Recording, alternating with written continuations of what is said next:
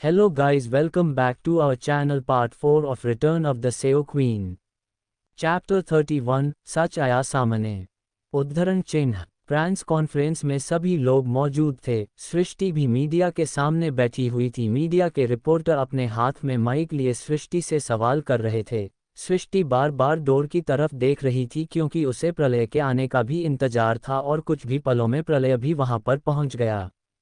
सृष्टि के बगल वाले सीट पर आकर बैठ जाता है, जिसे देखकर एक मीडिया पर्सन ने सवाल किया, तो क्या आप दोनों का सच में वीडियो लीक हुआ था? मतलब आप दोनों ने जानबूझकर किया था या फिर?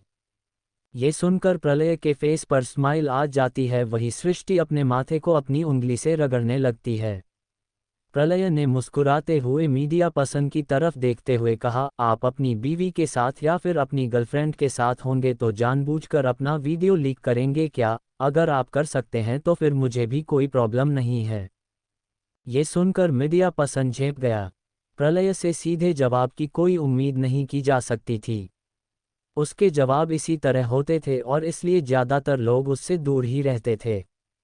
मीडिया पर्सन भी बड़ा जिद्दी था। उसने मुस्कुराते हुए प्रलय से कहा, हमें फ्रेम के लिए इतना बड़ा स्टंट लेने की ज़रूरत नहीं होती और हमें जानता भी कौन है, लेकिन आप लोगों का तो। उद्धरण चिन्ह। प्रलय ने उसकी इस बात पर मुस्कुराते हुए कहा, ये बात बिल्कुल ठीक कहीं, अपने आप को जानता भी कौन है, लेकिन प्रलय सिंह रायजादा को बहुत लोग जानते हैं और फेम के लिए मुझे इतना गिरने की कोई ज़रूरत नहीं है, क्योंकि मैंने हमेशा ऊपर उठकर ही अपनी पहचान बनाई है। खैर, आप यह नहीं समझ पाएंगे क्योंकि आपके पास प्रलय को समझने के लिए दिमाग की कमी है। सेमीकोलन अल्पविराम। प्रलय की यह बात सुनकर अचानक ही सभी को हंसी आ जाती है। वही मीडिया पर्सन भी अपनी गर्दन चुपचाप नीचे करके बैठ जाता है। सृष्टि ने एक नज़र प्रलय पर डाली और प्रलय ने मुस्कुराते हुए सृष्टि को देखा, जैसे उसके लिए ये सब नॉर्मल बात हो। कुछ ही देर में वहां पर रणवीर और आर्यन भी पहुंच गए थे। वही मिशा भी रणवीर के साथ आई थी। तभी एक मीडिया पर्सन ने सृष्टि से सवाल किया, आपने हम सभी को यहाँ पर कोई सच बताने के लिए बुलाया है, तो कौन सा सच बताना चाहती हैं आप? उद्धरण चिन्ह। ये प्रेस कॉन्फ्रेंस लाइव जा रही थी, जिसे सभी लोग देख रहे थे। सृष्टि ने मुस्कुराते हुए कहा, बिल्कुल, मैंने आपको यहाँ पर सच बताने के लिए ही बुलाया है। जो वीडियो मुझे और प्रलय को लेकर सोशल मीडिया पर वायरल हुई थी वो असल में हमारी वीडियो नहीं थी। हमें तो मिले हुए मुश्किल से 2 दिन ही है, हमारे बीच अभी दोस्ती भी नहीं बन पाई है और यह सब तो बहुत आगे की बात है। वो वीडियो फेक था जिस पर हम दोनों के चेहरे लगाए गए थे, लेकिन उसमें कोई और था। उद्धरण चिन्ह। ये सुनते ही वहां मौजूद सभी लोगों में बिल्कुल खलबली सी मच जाती है। यहाँ तक कि राजवर्धन जी भी बिल्कुल हैरान होकर सृष्टि के चेहरे की तरफ देखने लगते हैं। राजवर्धन जी ने सृष्टि की तरफ देखते हुए कहा, बेटा, अगर यह बात थी तो तुम्हें मुझे बताना चाहिए था। सृष्टि ने राजवर्धन जी के हाथ पर अपना हाथ रखते हुए कहा, डैडी, मैं सभी के सामने लेकर आना चाहती थी। मुझे भी इस सच को दुनिया के सामने लाने के लिए बहुत हिम्मत चाहिए थी। उद्धरण चिन्ह। ये सुनकर राजवर्धन जी अपनी गर्दन हिला देते हैं। वहीं रणवीर और आर्यन एकदम हैरान हो गए थे। आर्यन ने रणवीर के कान के पास आकर कहा, यार यह क्या कह रही है, पागल हो गई है क्या? और वीडियो फेक था तो रियल वीडियो किसका था? आर्यन के इस सवाल का रणवीर में कोई भी जवाब नहीं दिया। उसका खुद का दिमाग काम नहीं कर रहा था। वो एकटक सृष्टि के चेहरे की तरफ देख रहा था। तभी सृष्टि से एक मीडिया पर्सन ने सवाल किया, अगर ऐसा है तो क्या आपको पता है कि आपका यह वीडियो किसने बनवाया है और रियल वीडियो में कौन था? ये सुनते ही सृष्टि ने अपनी गर्दन हिलाते हुए कहा, हाँ मुझे मालूम है, लेकिन आप सभी को अपने कैमरे ऑफ कर देने चाहिए क्योंकि यह लाइव टेलीकास्ट काफ़ी लोगों के घर पर जा रहा होगा और मैं नहीं चाहती कि किसी भी घर के बच्चे ऐसी चीज़ों को देखें। उद्धरण चिन्ह। तभी मीडिया पर्सन बोले, डॉन तिवारी में हम यह वीडियो हाइड कर देंगे। उद्धरण चिन्ह। सृष्टि ने अपनी गर्दन हिला दी। तभी उसने चुटकी बजाई तो वहां पर सभी लाइट्स ऑफ हो जाती है और उसी वक्त प्रोजेक्टर पर एक वीडियो चलने लगता है। सभी की नज़र दाएं साइड में लगी हुई प्रोजेक्टर स्क्रीन पर जाती है, जिसे देखते ही सभी हैरान हो जाते हैं। उस वीडियो में आर्यन और मिशा थे। आर्यन की आंखें बड़ी हो गई, वो चकित होकर सामने की तरफ देखता रह गया। उस वीडियो में नेक्ड शरीर को ब्लर और डार्क किया गया था पर आर्यन और मिशा के चेहरे दिखाई दे रहे थे। मिशा की आंखें भी बड़ी हो जाती है, वही रणवीर गुस्से से सामने की तरफ देखने लगता है। मिशा ने एक नज़र उसके चेहरे की तरफ देखा। रणवीर ने गुस्से से मिशा का हाथ दबा दिया। मिशा को एकदम दर्द होता है। उसी वक्त आर्यन एकदम दौड़कर आया और प्रोजेक्टर के सामने खड़ा होकर चिल्लाने लगा, बंद करो इसे, कौन बेवकूफ़ है जो यह चला रहा है, बंद करो इसे। उद्धरण चिन्ह। आर्यन के इस तरह चिल्लाने पर प्रलय के चेहरे पर मुस्कुराहट आ जाती है। वही सृष्टि ने अपनी मुट्ठी पर बंद कर ली, उसकी आंखों में नफरत साफ दिखाई दे रही थी। सृष्टि ने दोबारा चुटकी बजाई जिस पर सारी लाइट्स वापस ऑन हो गई और प्रोजेक्टर बंद हो गया। प्रोजेक्टर के बंद होने पर सभी लोग आपस में खुसुर पुसुर करने लगे। ये तो आपके फियोंसे है। उद्धरण चिन्ह। जी नहीं, यह मेरे फियोंसे थे, अब नहीं है। उद्धरण चिन्ह। सृष्टि में ये कहते हुए अपने हाथ से रिंग निकालकर टेबल पर रख दी। आर्यन गुस्से से पलटकर पीछे प्रोजेक्टर की तरफ देखा है, फिर सृष्टि की तरफ देखा है। वो गुस्से से आकर सृष्टि के बिल्कुल सामने खड़ा हो जाता है। सृष्टि अपनी जगह से खड़ी होकर उसके चेहरे को देखने लगती है। प्रलय और राजवर्धन जी भी अपनी सीट से खड़े हो जाते हैं। रणवीर ने मिशा का हाथ एक झटके में छोड़ दिया। आर्यन गुस्से से आग बबूला होकर सृष्टि से बोला, आखिर तुम्हारी हिम्मत कैसे हुई यह सब मीडिया के सामने लाने की। उद्धरण चिन्ह। उसकी यह बात सुनकर सृष्टि ने कॉन्फिडेंस के साथ उसके चेहरे को देखते हुए कहा, उसी तरह जिस तरह तुम्हारी हिम्मत हुई थी नकली वीडियो बनाकर सोशल मीडिया पर वायरल करने की। आर्यन आगे कुछ बोलने के लिए मुंह खोलता, लेकिन तभी उसके गाल पर एक जोरदार थप्पड़ पड़ता है। आर्यन को यह थप्पड़ राजवर्धन जी ने मारा था। वो आर्यन की कॉलर पकड़ते हुए गुस्से से उसके चेहरे को देखते हुए बोले, तुम्हारी हिम्मत भी कैसे हुई इतना घिनौना काम करके दोष मेरी बेटी पर डालने की। उद्धरण चिन्ह। आर्यन एकदम अपने गाल पर हाथ रख लेता है। उसकी आंखें एक शैतान की तरह लाल हो गई थी और आंखों में खून उतर आया था। वो राजवर्धन जी को धक्का मारते हुए बोला, ए बुढ़े, तेरी हिम्मत भी कैसे हुई मुझ पर हाथ उठाने की। उद्धरण चिन्ह। राजवर्धन जी लखा गए थे। उनको सृष्टि ने पकड़ लिया। उसने राजवर्धन जी को सीधा किया। वो गुस्से से आर्यन की तरफ पलटी और बिना किसी देर के एक झन्नाटेदार थप्पड़ आर्यन के गाल पर मारते हुए बोली, मेरे डैड के साथ ऐसी हरकत करने की सोचना भी मत, वरना तुम सोच भी नहीं सकते तुम्हारा हाल क्या होगा। सृष्टि इस वक्त दूसरे से एकदम जल रही थी। उसका चेहरा लाल हो चुका था, होंठ कांप रहे थे। उसकी आंखों में गुस्सा भरा हुआ था। आर्यन को सृष्टि से इस थप्पड़ की उम्मीद रही थी। वो अपने गाल पर हाथ रखते हुए सृष्टि के चेहरे की तरफ देखता है। सृष्टि ने उसके चेहरे की तरफ उंगली पॉइंट करते हुए कहा, तुम जैसे गिरे हुए इंसान के साथ में एक पल भी नहीं रह सकती। अभी कुछ नहीं देर में तुम्हें पुलिस लेकर जाएगी, तुम वहां पर सड़ना। उद्धरण चिन्ह। आर्यन ने सृष्टि को देखते हुए कहा, तुमने मुझे थप्पड़ मारा सृष्टि। उद्धरण चिन्ह। सृष्टि अपनी गर्दन हिलाते हुए बोली, हाँ मारा है। ये थप्पड़ तो मुझे तुम्हें बहुत पहले मारना चाहिए था, बहुत देर कर दी मैंने तुम्हें थप्पड़ मारने में। उद्धरण चिन्ह। ये सुनकर आर्यन का गुस्से का गुबार फूट पड़ा। वो सृष्टि की कलाई पकड़ते हुए गुस्से से उसे अपनी खींचता है और उसके गाल मारने को होता है, लेकिन तभी किसी ने पीछे से उसका हाथ पकड़ लिया। आर्यन कुछ समझ पाता पर तभी उसका हाथ पीछे मरोड़ दिया गया। आर्यन एकदम चिल्ला उठा। सृष्टि ने अपनी नज़र उठाकर देखा तो रणवीर उसे देखकर आईवी कर देता है। सृष्टि प्रलय के चेहरे को देखने लगती है। प्रलय ने आर्यन का हाथ मरोड़ते हुए कहा, तुम्हें यह नहीं करना चाहिए था, किसी लड़की पर हाथ उठाना बिल्कुल भी अच्छी बात नहीं। लगता है तुम्हारे पेरेंट्स में क्या बात भी तुम्हें नहीं समझाए। उद्धरण चिन्ह। आर्यन ये सुनकर दर्द से कराहते हुए प्रलय के चेहरे की तरफ देखने लगता है, मगर प्रलय के चेहरे पर एक हल्की स्माइल फैली हुई थी। मीडिया रिपोर्टर ये सारी न्यूज़ को टेलीकास्ट कर रहे थे। आर्यन के डैड भी एक बड़े बिजनेसमैन थे और अब आर्यन की वजह से उनके रेपुटेशन तक भी सवाल उठने वाला था। प्रलय ने आर्यन का हाथ छोड़ दिया और उसे धक्का मारा, जिसकी वजह से आर्यन दीवार से टकरा जाता है।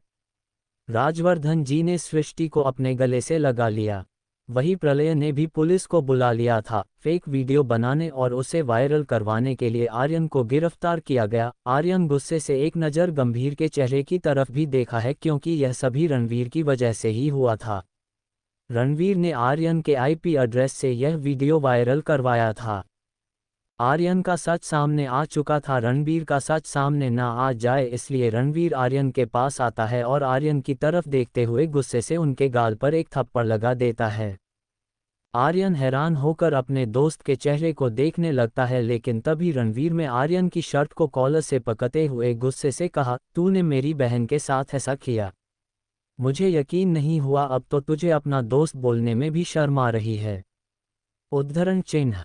आर्यन अपनी नज़र उठाकर आंखों में आग लिए रणवीर के चेहरे की तरफ देखता है। रणवीर में आर्यन की तरफ देखा और उसे इशारों में कुछ कहा, जिस पर आर्यन ने अपने दांत जमा लिए। सृष्टि यह सब देख रही थी। उसने रणवीर को देखते हुए अपने मन में कहा, यकीन नहीं हो रहा कि किसी वक्त में आपको अपना भाई समझती थी, तुमसे जान से ज़्यादा प्यार करती थी, लेकिन आज तुमसे नफरत हो रही है। तुमने अपनी बहन के साथ ऐसा किया, माना कि मैं सौतेली हूं लेकिन किसी लड़की की इज्जत के साथ। 6 धिक्कार है मुझे तुम पर। धिक्कार है ये कहने में कि तुम मेरे भाई थे। मैं जानती हूं कि तुमने ही यह सब किया है और बहुत चालाकी के साथ किया है, लेकिन जल्दी तुम्हारे खिलाफ भी कोई सबूत मिलेगा और तुम भी सलाखों के पीछे जाओगे। क्या सृष्टि रणवीर का सच कभी सामने ला पाएगी? क्या आर्यन रणवीर के बारे में सब कुछ बताया? क्या प्रलय सृष्टि का साथ देगा? क्या करेगा रणवीर खुद को बचाने के लिए? क्या सृष्टि को उसकी मंजिल तक पहुंचाने में प्रलय देगा सृष्टि का साथ? चैप्टर 32 मिशा ने बचाए आर्यन की जान। उद्धरण चिन्ह। रात का वक्त। सृष्टि अपने घर पर आ गई थी। आज जो कुछ भी हुआ उससे उसके मन को खुशी भी मिली थी, पर उतना ही दुख भी था। आज उसका मन सबसे ज्यादा परेशान था। वो सबसे ज्यादा दुखी थी। दुख इस बात का कि वो जिस शख्स से बेइंतहा प्यार करती थी वो इतना गिरा हुआ था। उसका दिल तो काफी पहले टूट चुका था, मगर उसे ऐसा लग रहा था जैसे किसी ने उसके दिल के पुराने जख्मों को कुरेद दिया था। वो पिछली बार मरने से जिस आर्यन से मिली थी, इस बार भी उसने उसी आर्यन को देखा था, पर इस बार उसने आर्यन को सजा दी थी। राजवर्धन जी भी काफी दुखी थे। वो आर्यन को बेकार जरूर मानते थे, पर वो इतना गिरा हुआ होगा यह उसे नहीं पता था।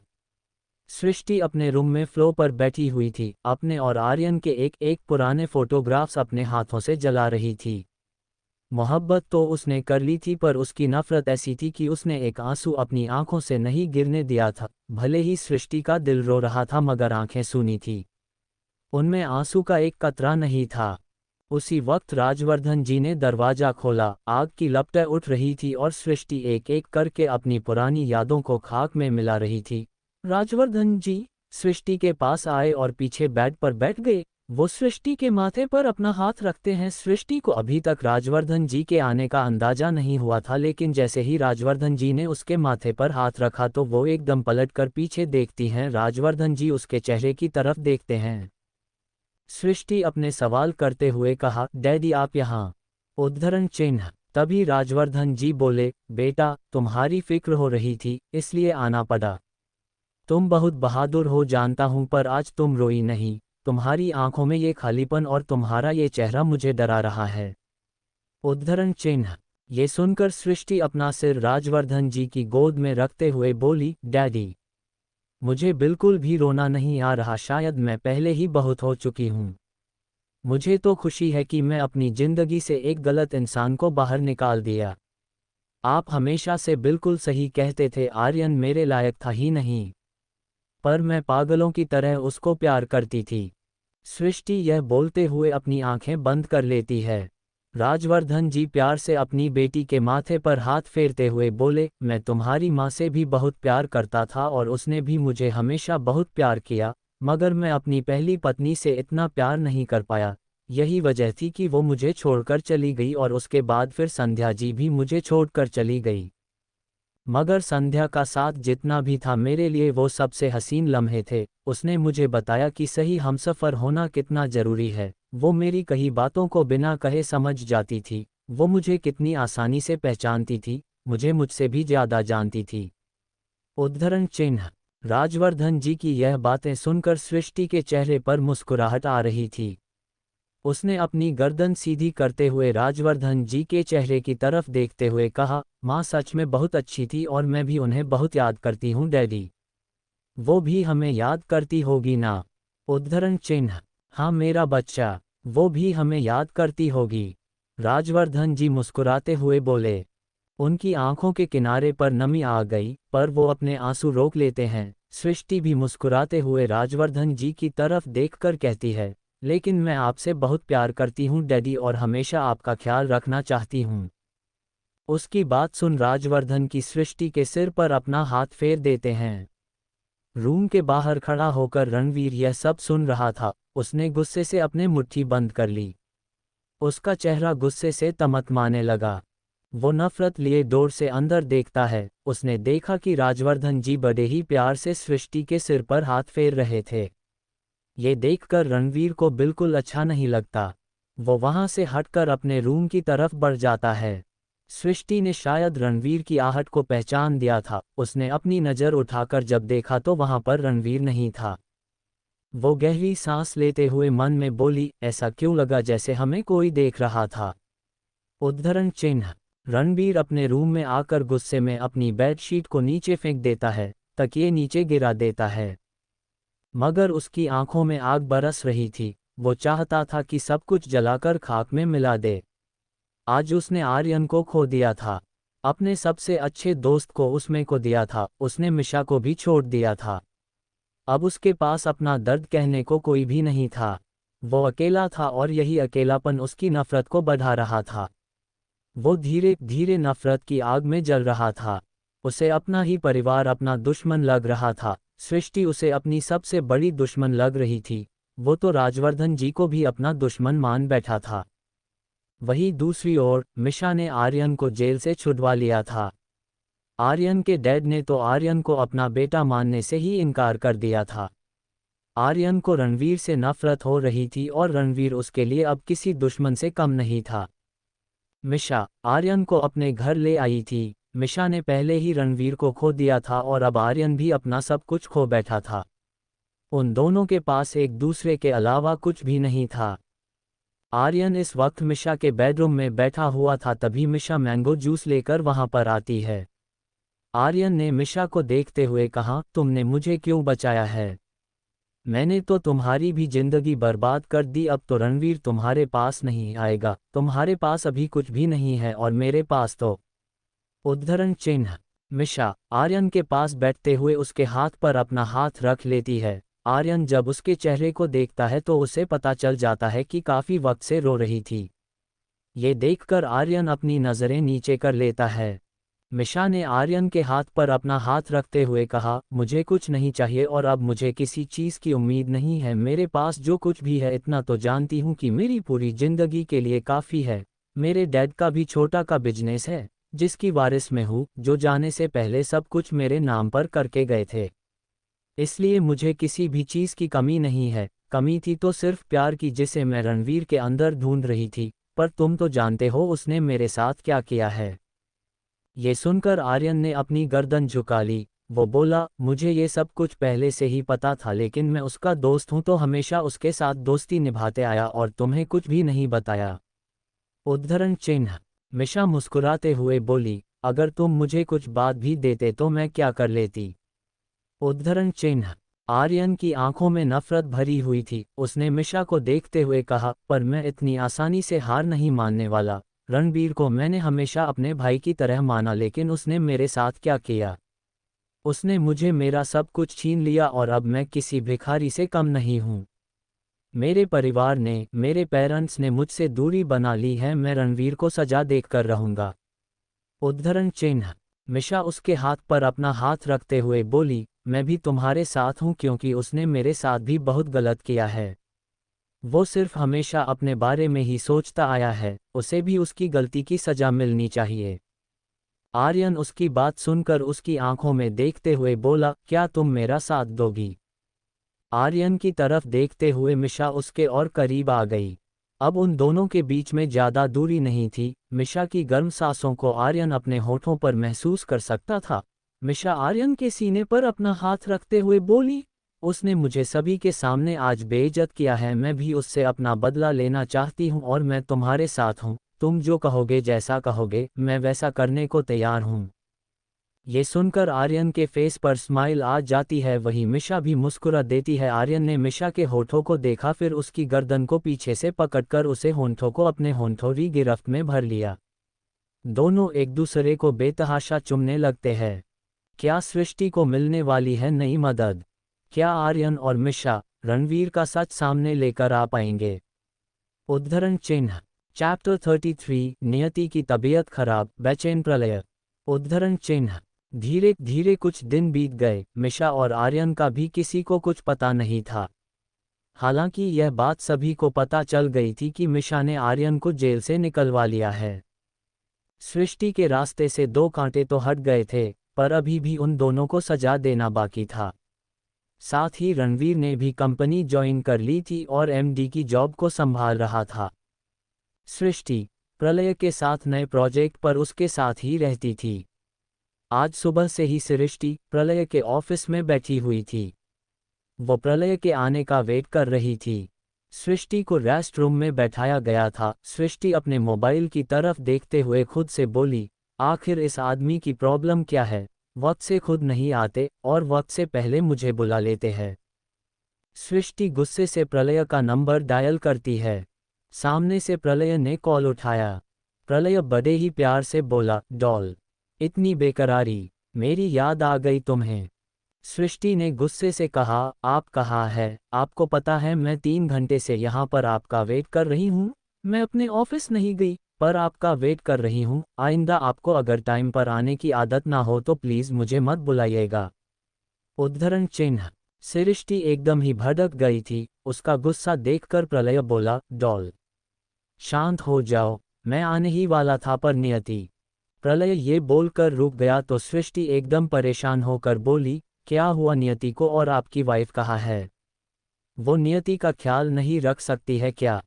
प्रलय उसकी बात पर गंभीर होकर बोला, तुम घर ही आ जाओ, हम यहीं पर प्रोजेक्ट डिस्कशन कर लेंगे। नियति को भी तुम्हारी याद आ रही है। उद्धरण चिन्ह। प्रलय के मुंह से सृष्टि यह बात सुनकर बोलती है, मैं वहां पर?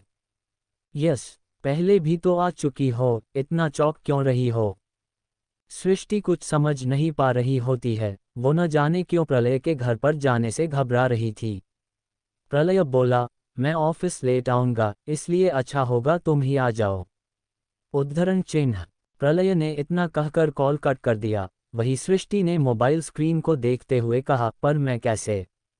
मुझे इनकी पत्नी को नहीं देखना, पर मैं इतना नर्वस क्यों हो रही हूँ? मुझे क्या मतलब है इनके परिवार से? सृष्टि खुद से ही बातें करते हुए अपने आप को समझाने की कोशिश कर रही थी। उसके लिए आज प्रलय के घर जाना किसी चैलेंज से कम नहीं था। सृष्टि ने अपने आप को समझाया और नियति की फिक्र भी उसे सताने लगी तो वो अपना पर्स उठाकर बाहर की तरफ बढ़ जाती है। वहीं दूसरी तरफ प्रलय सृष्टि से बात करके नियति के पास आता है। नियति को इस वक्त बुखार था, वो बेड पर लेटी हुई थी। नज़ उसके पास बैठी हुई थी। नियति से नज़ बात करने की कोशिश कर रही थी पर नियति किसी से भी बात नहीं कर रही थी। वो गुमसुम सी लेटी हुई थी। उसका प्यारा सा चेहरा फिका सा पड़ गया था, आंखों में चमक नहीं थी, वो लगातार सीलिंग को ताक रही थी। प्रलय नियति के पास बैठते हुए नज़ को इशारा करता है। नज़ वहां से उठकर बाहर चली जाती है। तभी प्रलय नियति के माथे पर हाथ रखते हुए बोलता है, बच्चा, मेरी प्रिंसेस, ऐसे मुंह क्यों बनाया है? डैडी से बात नहीं करोगी? देखो ना, आज डैडी से आपके लिए हॉलीडे कर लिया। उद्धरण चिन्ह। ये सुनकर नियति ने प्रलय के चेहरे की तरफ देखा। प्रलय ने देखा कि नियति की गोल और प्यारी सी आंखों में आंसू मोती की तरह भरे हुए थे। नियति की आंखों में आंसू देखकर प्रलय का दिल जैसे झकझोर गया, चेहरे पर बेचैनी छा गई। नियति की आंखों में प्रलय को आंसू की बूंद भी बर्दाश्त नहीं थी। नियति प्रलय को एकटक देख रही थी। वही प्रलय नियति के गाल पर हाथ रखते हुए प्यार से बोला, क्या हुआ प्रिंसेस? क्यों रो रही हो? बताओ ना अपने डैडी को। डैडी से छिपाओगी आप? उद्धरण चिन्ह। ये सुनकर नियति ने प्रलय के हाथ को पकड़ते हुए कहा, डैडी, मम्मा कहाँ है? मैं तो उनसे मिलना है। वो तथी दिखती है, वो तहाँ तली गई मुझे छोड़ के। डैडी, मम्मा को लेकर आओ ना, मुझे उनको देखना है। डैडी, मैं तो मम्मा से मिलना है। उद्धरण चिन्ह। नियति की तोतली और भावुक आवाज, जिसमें वो रोते हुए एक एक शब्द कह रही थी। नियति की खूबसूरत आंखों में आंसू भरे हुए थे। प्रलय ने जब नियति को इस तरह रोते हुए देखा तो उसकी की आंखों में नमी आ गई। प्रलय सिंह रायजादा अपनी बेटी की आंखों में आंसू देखकर खुद भी कमजोर पड़ गया था। चेहरे पर जो दुख और दर्द झलक आया, उसको वो बयां नहीं कर सकता था। प्रलय को ऐसा लगा जैसे किसी ने उसके गले में बहुत सारे पत्थर भर दिए हैं, उससे कुछ बोला नहीं जा रहा था। वही दरवाजे पर खड़ी आकांक्षा भी यह सब देख रही थी। उसने दीवार पर हाथ रख लिया और अपने होंठों को दबाकर अपने आंसू रोकने की कोशिश करने लगी। नियति ने आज से पहले कभी भी अपनी माँ का जिक्र इस तरह नहीं किया था। वो कभी कभी ऐसे ही माँ को लेकर सवाल कर लेती थी, पर कभी इतनी भावुक होकर उसने ऐसी बात नहीं कही थी। उसने कभी अपनी माँ से मिलने की चाहत नहीं जताई थी। प्रलय ने नियति की हथेली को थामकर कहा, प्रिंसेस, आपकी मम्मा। वो क्यों चाहिए आपको? आपको डैडी बहुत प्यार करते हैं ना, तो फिर मम्मा क्यों? उद्धरण चिन्ह। नियति जोर से चिल्लाकर रोते हुए बोली, क्यों नहीं चाहिए मम्मा? क्यों नहीं? मैं तो मम्मा चाहिए। छवि के पास मम्मा होती है, पल मेरे पास सिर्फ डैडी है। मम्मा क्यों नहीं है? मैं तो मम्मा दो डैडी, मैं तो मम्मा दो, मेरी फेले फैलेंस। उद्धरण चिन्ह। ये बोलते हुए अचानक ही नियति की सांसें फूलने लगी। प्रलय एकदम घबरा जाता है, वो तुरंत बेड से उठता है और ड्रॉ से कुछ खोजने लगता है। उसे गुस्सा आने लगा, वो ड्रॉ का सारा सामान नीचे फेंक देता है। तभी आकांक्षा अंदर आती है और नियति के वार्डरोब से इन्हेलर निकालकर प्रलय को देती है। भाई ये लीजिए, आकांक्षा ने इन्हेलर प्रलय को देते हुए कहा। प्रलय ने नज़र उठाकर गुस्से से आकांक्षा की तरफ देखा। आकांक्षा अपने भाई की इतने गुस्से से भरी हुई नज़रों का तेज संभाल नहीं पा रही थी, उसने नज़रें नीची कर ली। प्रलय एकदम गुस्से से आकांक्षा के हाथ से इन्हेलर लेता है। वो इन्हेलर छीनकर तुरंत नियति के पास आता है और उसके मुंह में इन्हेलर लगाते हुए बोलता है, बच्चा सांसें लो, गहरी सांसें लो। उद्धरण चिन्ह। नियति वैसा ही करती है। करीब 3 से 4 बार सांसें लेने के बाद नियति की सांसें नॉर्मल होने लगती है। ये देखकर प्रलय तुरंत ही नियति को अपने सीने से चिपका लेता है और उसकी पीठ को सहलाने लगता है। प्रिंसेस, ठीक हो ना आप? बच्चा, इतना गुस्सा नहीं करते हैं, डैडी की जान हो आप। अगर आपको कुछ हो गया तो प्लीज़ ऐसा मत किया करो। प्रलय ने एक ही सांस में ये कहा। नियति भी खामोशी होकर प्रलय के सीने से लगी हुई थी। नियति को कुछ देर तक अपने सीने से लगाए रखने के बाद प्रलय ने उसे अपने आप से अलग किया। प्रलय ने नियति के चेहरे पर बहुत सारी किस करना शुरू कर दिया। नियति का ये हाल देखकर प्रलय की क्या हालत हुई थी ये तो सिर्फ वही समझ सकता था। वहां आकांक्षा भी एक कोने में चुपचाप खड़ी थी। नियति ने प्रलय की तरफ देखते हुए कहा, डैडी। नियति, ठीक है, आप फिक्र मत करो। उद्धरण चिन्ह। प्रलय ये सुनकर नियति के चेहरे को अपने हाथ में भरकर बोला, प्रिंसेस, तुम जानती नहीं हो तुम मेरे लिए क्या हो। डैडी को ऐसे परेशान मत किया करो वरना डैडी डर जाते हैं। उद्धरण चिन्ह। नियति अपनी गर्दन हिलाते हुए बोली, चौली डैडी, पल मुझे मम्मा चाहिए। ये सुनकर प्रलय ने नियति के माथे को चूम लिया और उसे वापस बेड पर सुलाते हुए बोला, आप जल्दी से ठीक हो जाओ प्रिंसेस। उद्धरण चिन्ह। नियति ने प्रलय की तरफ देखते हुए कहा, फिर आप मम्मा ले तल आओगे ना? उद्धरण चिन्ह। प्रलय ने ये सुना तो अपनी गर्दन हिला दी लेकिन कुछ बोला नहीं। प्रलय वहां से उठ गया, उसकी आंखों में आंसू आ गए थे। वो ज्यादा देर तक नहीं आती को नहीं संभाल सकता था। तभी प्रलय आकांक्षा के पास आया और आकांक्षा की कलाई पकड़कर उसे बाहर की तरफ ले आया। वही नस भी बाहर से अंदर नियति के पास चली गई थी। प्रलय गुस्से से आकांक्षा को रूम से दूर लेकर आया और गुस्से से उसके चेहरे को देखने लगा। वही आकांक्षा अपनी गर्दन नीचे झुकाकर खड़ी थी, उसके पूरे शरीर में कपकपी छाई हुई थी। वो प्रलय की मौजूदगी से बुरी तरह डर रही थी। चैप्टर 34। प्रलय के घर पहुंची सृष्टि। बहस। उद्धरण चिन्ह। प्रलय का घर। दोपहर का समय। प्रलय के सामने आकांक्षा अपनी नज़र झुकाकर खड़ी थी। वो कुछ भी नहीं बोल पा रही थी, लेकिन उसके पूरे शरीर में थरथरी मच रही थी। वो प्रलय गुस्से को जानती थी। तभी प्रलय ने आकांक्षा की तरफ देखते हुए कहा, आकांक्षा, तुम जानती हो मुझे नियति को लेकर लापरवाही बिल्कुल भी पसंद नहीं है। उसका इन्हेलर मैं हमेशा ड्रॉवर में रखता हूँ, तो फिर तुमने उसे वार्डरोब में क्यों रखा? अगर नियति को कुछ हो जाता तो? ये सुनकर आकांक्षा अपनी गर्दन नीचे किए हुए बोली, भाई मुझे माफ़ कर दीजिए। मैं जब साफ सफाई कर रही थी तब मैंने। उद्धरण चिन्ह। प्रणय ने अपने हाथ बांधते हुए कहा, नियति की हालत सुबह से इतनी खराब है, तुम उसका ख्याल रखती हो तो मुझे बताओ कि मेरी बेटी इतनी परेशान क्यों है? तुम भी जानती हो आज से पहले उसने कभी भी अपनी माँ से मिलने की जिद नहीं की, तो फिर आज क्यों? प्रलय के मुंह से यह सारी बातें सुनकर आकांक्षा एकदम ही घबरा जाती है। वो कुछ बोलने को होती तभी वहां पर सृष्टि पहुंच जाती है। सृष्टि प्रलय के पास आती है और प्रलय की तरफ देखते हुए बोलती है, आकांक्षा तो सिर्फ नियति की बुआ है, लेकिन आप तो नियति के पिता है। आपको पहले ये सारी बातें पता होनी चाहिए, और आप मिला क्यों नहीं देते नियति की माँ को नियति से? अगर आप दोनों के बीच में कोई गलतफहमी हुई है तो उसे आप दोनों सॉल्व करिए, लेकिन एक बच्ची के ऊपर इसका इफेक्ट क्यों डाल रहे हैं? उद्धरण चिन्ह। सृष्टि के मुंह से यह बातें सुनकर आकांक्षा और प्रलय दोनों ही उसके चेहरे की तरफ देखते हैं। प्रलय ने सृष्टि को देखते हुए कहा, आपको मेरे फैमिली मैटर के बारे में कुछ भी नहीं पता है, तो फिर आप ये सब क्यों बोल रही है? आपको मैंने प्रोजेक्ट के लिए बुलाया था, तो जाकर मेरे रूम में बैठ जाइए।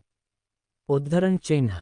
ये सुनकर सृष्टि ने अपने हाथ बांध लिया और प्रलय के चेहरे की तरफ देखते हुए बोली, लेकिन मैं तो आपकी प्रोजेक्ट के लिए यहाँ पर नहीं आई हूँ, मैं यहाँ पर नियति से मिलने के लिए आई हूँ। जहाँ तक बात है फैमिली मैटर की, तो मैं आपको बता देती हूँ कि आप भी काफ़ी बार मेरी फैमिली मैटर में अपनी नाक डाल देते हैं, तो भी यहाँ पर बोलने की हिम्मत रखती हूँ। उद्धरण चिन्ह। प्रलय ने सृष्टि के चेहरे को देखते हुए कहा, मैं वहीं पर बोलता हूँ जहाँ पर मुझे मामला पता होता है, लेकिन आपको अभी मेरे बारे में कुछ भी नहीं पता है। उद्धरण चिन्ह। सृष्टि ने भावहीन होकर कहा, मुझे आपके बारे में कुछ जानना भी नहीं है, मैं तो उस बच्ची के लिए कह रही हूँ, वो बहुत प्यारी है और उसकी इस वक्त माँ के प्यार की बहुत ज़रूरत है, इसलिए अच्छा होगा कि आप अपनी पत्नी से बात करें और आपके बीच में जो कुछ भी चल रहा है उसे सॉल्व करें। उद्धरण चिन्ह। प्रलय ने सृष्टि के चेहरे पर एक नज़र डाली मगर कुछ बोला नहीं। वही आकांक्षा ने सृष्टि के हाथ पर अपना हाथ रख लिया। सृष्टि ने आकांक्षा के चेहरे की तरफ देखा तो आकांक्षा ने अपनी गर्दन हिला दी। जैसे आकांक्षा सृष्टि को खामोश रहने को कह रही हो, प्रलय गुस्से से वहां से चला गया। वो इस वक्त किसी से बात भी नहीं करना चाहता था, क्योंकि उसे बहुत गुस्सा आ रहा था। वो सृष्टि पर गुस्सा नहीं निकालना चाहता था। रौनक जी और संदीप जी लिविंग रूम में बैठे हुए थे, वही गागी जी घर पर नहीं थी। प्रलय के जाने के बाद सृष्टि ने गुस्से से कहा, पता नहीं अपने आप को क्या समझते हैं, ये हर वक्त गुस्सा करते हैं। खुद मेरे ऊपर अपनी कितनी ही मेरी चलाते हैं, लेकिन अपने बारे में एक शब्द भी सुना नहीं पसंद करते हैं। अगर उनकी अपनी पत्नी के साथ नहीं बनती है तो भी बच्ची के दिल को तो समझना चाहिए। मुझे तो यह आदमी बिल्कुल समझ नहीं आता है, पत्नी के होते हुए भी दूसरी लड़कियों के साथ रात बीतता है। सृष्टि यह बोलती जा रही थी तभी आकांक्षा ने उसके हाथ पर अपना हाथ रखते हुए कहा, सृष्टि तुम गलत समझ रही हो। भाई की शादी नहीं हुई है, वो अनमैरिड है, उनकी कोई पत्नी नहीं है। उद्धरण चिन्ह। ये सुनते ही सृष्टि एक पल के लिए तो कुछ समझ नहीं पाई। उसने कहा, पत्नी नहीं है तो पत्नी लेकर आए। लेकिन तभी उसे एहसास हुआ कि उसने क्या बोल दिया। उसने एक झटके से आकांक्षा के चेहरे की तरफ देखते हुए कहा, क्या वो शादीशुदा नहीं है? उद्धरण चिन्ह। आकांक्षा ने अपनी गर्दन हिलाते हुए कहा, नहीं, मेरे भाई की शादी नहीं हुई है। उद्धरण चिन्ह। सृष्टि तो जैसे चौंक गई, उसकी आंखें फटी रह गई, उसे यकीन नहीं हो रहा था। वो नियति से मिलने के लिए वहां पर आई थी, लेकिन उसने जब आकांक्षा को प्रलय डांट रहा था वो सारी बातें सुन ली थी, मगर उसे प्रलय की सच्चाई के बारे में नहीं पता था। सृष्टि ने अपने माथे पर हाथ रख लिया। उसने आकांक्षा की तरफ देखते हुए कहा, अगर शादी नहीं हुई है तो फिर नियति। उद्धरण चिन्ह। आकांक्षा ने अपनी गर्दन नीचे कर ली और अपने हाथों की उंगलियों को आपस में उलझाते हुए बोली, वो मेरे बड़े भाई और भाभी की बेटी है जो अब इस दुनिया में नहीं है। जब सृष्टि 6 महीने की थी तब उन दोनों का एक्सीडेंट हो गया था। उद्धरण चिन्ह। सृष्टि ने मन ही मन अपने माथे पर अपना हाथ मार लिया और अपनी आंखों को कसकर बंद करते हुए बोली, इसका मतलब मैं उनको बिना वजह इतना कुछ। सृष्टि ने अपनी आंखें खोलकर चेहरे पर सवाल लिए, आकांक्षा से कहा, अगर ऐसा है तो नियति प्रलय को डैडी क्यों बुलाती है? उद्धरण चिन्ह। आकांक्षा ने सृष्टि को देखते हुए कहा, बड़े भैया और भाभी के जाने के बाद भाई ने ही नियति का एक पिता की तरह ख्याल रखा है। भाई नियति से बहुत प्यार करते हैं। उद्धरण चिन्ह। सृष्टि ने अपनी मुट्ठी कसकर बंद कर ली, उसे मन ही मन ये जानकर न जाने क्यों अच्छा लग रहा था। वो अपने मन की इन बातों को समझ नहीं पा रही थी, मगर प्रलय के बारे में जानने की उसकी लालसा बढ़ गई थी। वो आकांक्षा की तरफ देखते हुए कुछ और सवाल करती, तभी नियति की आवाज़ उसके कानों में पती है। नियति रोते हुए चिल्ला रही थी, मतो नहीं पीना है, मतो नहीं पीना है। उद्धरण चिन्ह। ये कहते हुए नियति रो रही थी। आकांक्षा और सृष्टि दोनों ही रूम के अंदर आते हैं। नियति को नस दवाई देने की कोशिश कर रही थी ताकि नियति का बुखार कम हो जाए, पर नियति रोते हुए सारी दवाई फेंकम देती है। आकांक्षा नियति के पास आती है, पर नियति आकांक्षा के पास भी नहीं आ रही थी। नियति ने आंखें बंद की हुई थी, वो लगातार रो रही थी।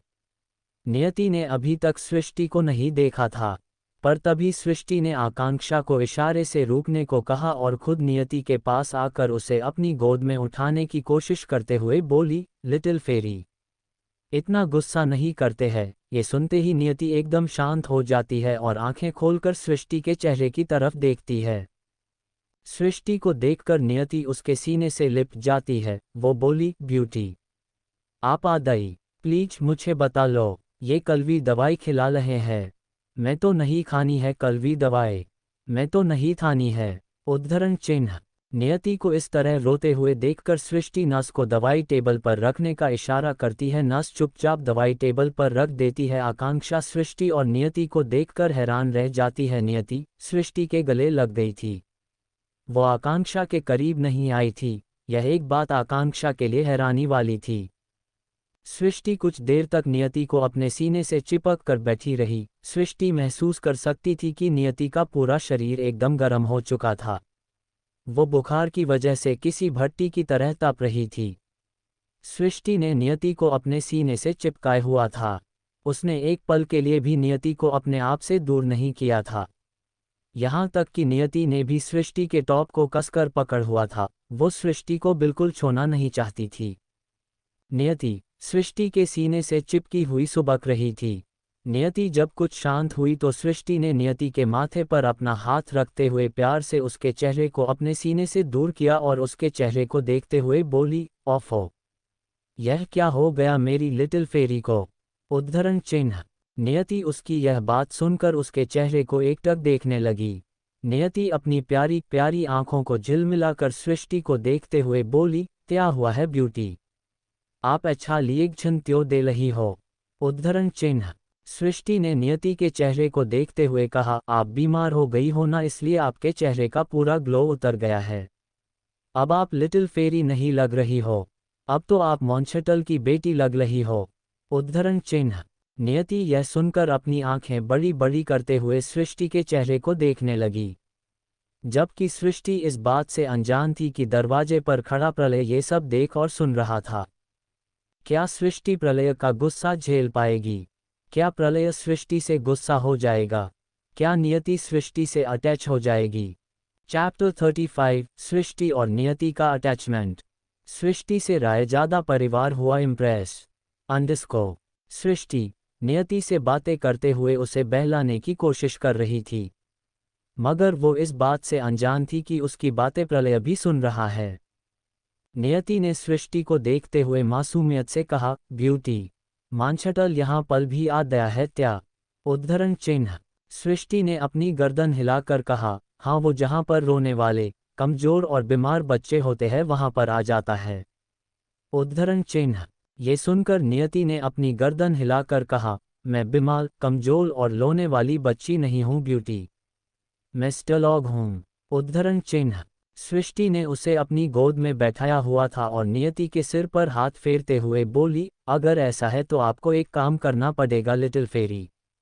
उद्धरण चिन्ह। नियति में सवालिया अंदाज से सृष्टि के चेहरे को देखते हुए कहा, क्या काम करना पड़ेगा मुझे? आपको जल्दी से दवाई खाना होगा ताकि आप जल्दी से ठीक हो जाओ। उद्धरण चिन्ह। सृष्टि की बात पर कुछ पलों तक नियति उसके चेहरे को देखती रही, फिर अपनी गर्दन हिलाकर बोली, ठीक है खिला दो। उद्धरण चिन्ह। सृष्टि के फेस पर स्माइल आ गई, उसने नियति को बेड पर बैठाया और उसे प्यार से दवाई खिलाती है। प्रलय की नज़र लगातार सृष्टि पर बनी हुई थी और आकांक्षा भी एकटक ये सब देख रही थी। रौनक जी और संदीप जी भी वहां पर आ गए थे। सृष्टि को देखकर वो दोनों भी पहले तो हैरान थे, पर उसकी और नियति की बातें और उन दोनों के बीच का प्यार देखकर रौनक जी और संदीप जी के चेहरे पर भी मुस्कुराहट खिल गई। संदीप जी बोले, ये तो राजवर्धन की बेटी है ना? तभी रौनक जी गर्दन हिलाकर बोले, हाँ, प्रलय और इस लेकर काफ़ी गलत वीडियो भी फैलाया गया था। संदीप जी हैरत से बोले, पर यह अचानक यहाँ पर कैसे? और नियति से सृष्टि की मुलाकात कब हुई? रौनक जी अपने कंधे उठा देते हैं जैसे कह रहे हो कि मुझे नहीं पता। नियति ने सृष्टि को गले से लगा लिया। वो सृष्टि के गले से लगे हुए बोली, ब्यूटी, आप बहुत प्यारी हो। उद्धरण चिन्ह। सृष्टि मुस्कुरा उठी। वो नियति के सिर को चूमते हुए बोली, आप भी बहुत प्यारी हो। उद्धरण चिन्ह। सृष्टि नियति को गोद में लेकर बैठी रही तो नियति भी दवाई और बुखार की वजह से 10 मिनट में ही उसकी गोद में सो गई। सृष्टि में नियति के माथे पर किस कर लिया। वो वहां से उठ गई। नियति को अच्छे से ब्लैंकेट ओढ़ा दिया। सृष्टि के मन में माँ की तरह एक अनजान बच्ची के लिए ममता देखकर सभी को बहुत अच्छा लग रहा था। नियति जिस ममता भरे एहसास के लिए तड़प रही थी, वो एहसास सृष्टि ने उसे दिया था। नियति जैसे ही पलट कर देखती है तो अपने सामने रौनक जी, संदीप जी और प्रलय को देखकर चौंक जाती है। नियति कमरे से बाहर आ गई। रौनक जी और संदीप जी उसे देखकर मुस्कुरा उठे। संदीप जी ने सृष्टि के सिर पर हाथ रखते हुए कहा, बहुत प्यारी हो आप। हमारी नियति को ऐसे ही किसी के प्यार की जरूरत रहती है, पर उसे यह प्यार मिल नहीं पाता, आज पहली बार आपकी वजह से। सच में राजवर्धन जी ने आपकी बहुत अच्छे से परवरिश की है। उद्धरण चिन्ह। सृष्टि तो उन लोगों को नहीं जानती थी, पर संदीप जी और रौनक जी उसे जान चुके थे। राजवर्धन जी के साथ भी इनके बिजनेस टाइज बहुत अच्छे थे। सृष्टि मुस्कुरा उठी। रौनक जी भी सृष्टि के गाल पर हाथ से थपथपाकर बोले, जब छोटी सी थी तब देखा था तुम्हें, आज सच में बहुत प्यारी हो गई हो। सृष्टि ने मुस्कुराते हुए कहा, डैड सच में बहुत तारीफ करते हैं आप सभी की। उद्धरण चिन्ह। रौनक जी मुस्कुराते हुए बोले, अपने डैड से कहना कि कभी मिलने भी आ जाया करे। मैं अच्छा दोस्त हूँ उसका, बिजनेस क्या छोड़ा भूल ही गया है वो तो हमें। संदीप जी हंसकर बोले, तुम कौन सा बात करते हो उससे?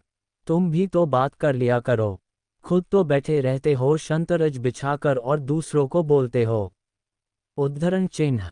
रौनक जी अपनी बात को छिपाने के अंदाज में बोले, क्या पिताजी आप भी? सृष्टि रौनक जी का चेहरा देखकर मुस्कुरा उठी। तभी प्रलय वहां पर आ गया। वो सृष्टि को देखते हुए बोला, तो प्रोजेक्ट के बारे में बात कर ले वे। ये सुनकर सृष्टि ने प्रलय को नजर उठाकर देखा।